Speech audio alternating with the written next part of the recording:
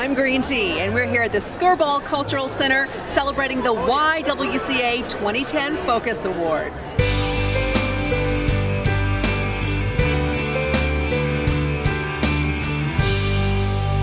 We're catching up with Ariana Braturovic, the Director of Development for the YWCA. What a beautiful event you put on tonight. Tell us a little bit about what's behind the Focus Awards. Well, this year our focus is on media portrayal of women, and we have decided to honor writers, television and film writers, who have contributed to the positive and empowered portrayal of women in the media. What are some of the 4 people that are being honored tonight? Actually, we have 6 honorees. Yes, it's Sarah Pillsbury. She's a renowned producer and also a philanthropist. She's one of the founders of the Liberty Hill Foundation. We're catching up with Nora Kletter, and I understand that you're Sarah Pillsbury's beautiful daughter. So how does it feel to come out tonight and get to honor your mom?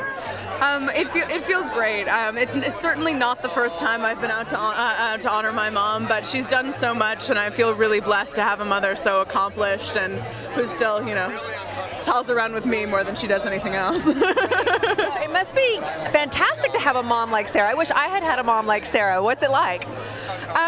I think it was definitely different growing up with a mother that was such strong feminist beliefs, because while other girls were sort of lingering at the back of the classroom wondering if they should raise their hand, it never occurred to me to sit down and shut up.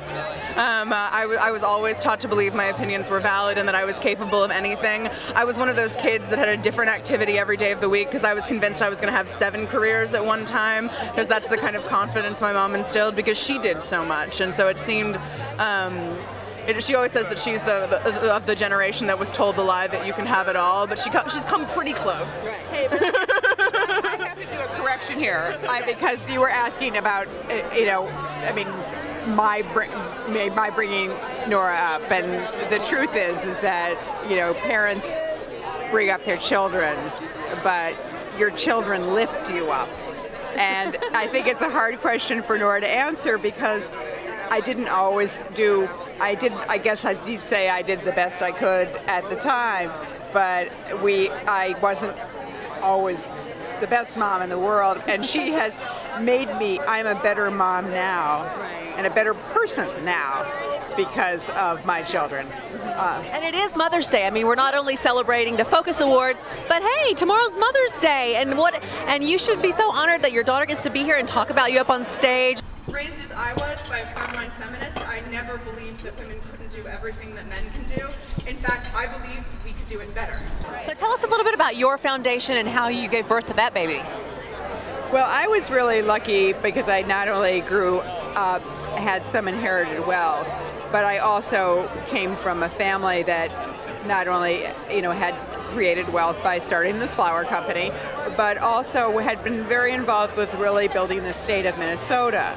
So they were always active in the community, whether it was around the theater or around sports or around politics or helping with a hospital or with local schools. So I started this foundation when I was really only 25, and who does that? Well, there was a couple of reasons. I mean, I was very empowered because people in my family started things, but also it was a particular time in history where the Vietnam War had ended. There was still activism, food co-ops, and daycare centers starting up, all sorts of local community organizations, and people felt there was a need for change in this country, but what was that going to look like, and where would it come from? So I was really eager to support that kind of grassroots community organizations, and I kind of had to, in a way, because I had a brand name.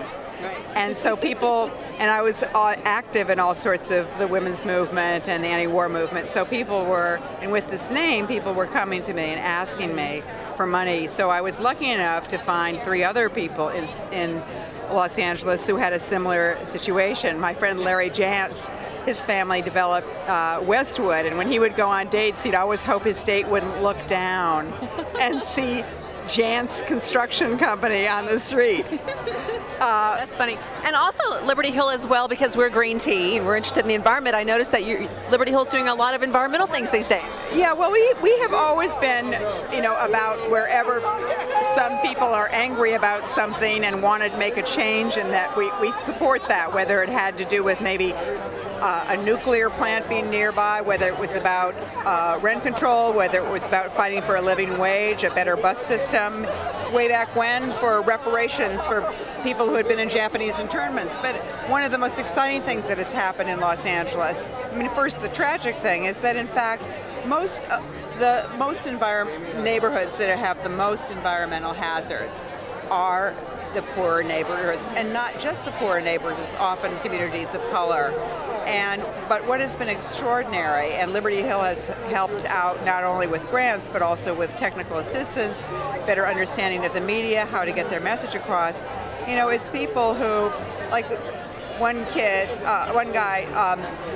down in the East Yard, he was playing on a pile of stuff, and someone yelled at him, at a kid, "Get off it! Get off that! That's dangerous!" And he was young; he didn't know why it was dangerous, but he knew what a skull and crossbones was like. And sure enough, he lives in a neighborhood that, when you talk about cumulative impact, there's air pollution, there's noise pollution, there are electrical wires where you wouldn't want them, there is groundwater contamination, and one of the things, it's a sad situation, but one of the things that is good is nothing really pulls a community together than realizing that their lives are at stake. Right. And like it is right now. While someone's making a profit, they're losing their lives.